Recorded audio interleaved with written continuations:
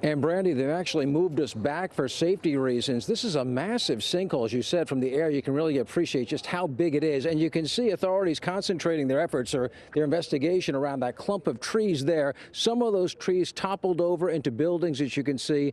And the worry is now that some of the other trees may come toppling down as well. The ground gave way in the middle of the night, right in the middle of this condo complex. Residents thought it was an earthquake. It sounded almost like the starting of an earthquake. That's what I thought it was, an earthquake, but nothing in the house was shaking. So we were wondering what it was. And then when I looked outside, I saw the sinkholes. When the ground did give way, it took with it several large trees. The hole is actually an underground flood channel. You could tell what happened.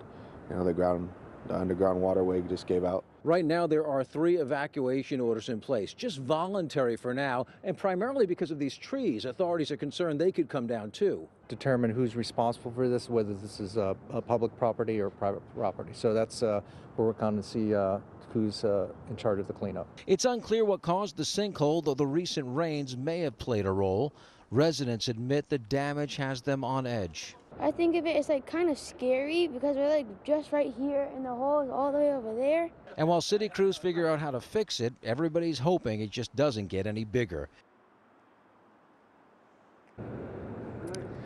And still unclear is who has jurisdiction here. We've had city crews out here, we've had county crews, the Homeowners Association also represented, and they're just trying to figure out exactly who has jurisdiction over this one piece of that flood channel that did collapse. Whoever it is, it's going to be a lengthy cleanup and then a very lengthy repair job and a pretty big bill too. They're going to have to dig out that whole trench, they're going to have to remove the trees, and then they have to rebuild that flood channel, and you can imagine the expense and the time involved. So it's going to be a long time before things get back to normal here.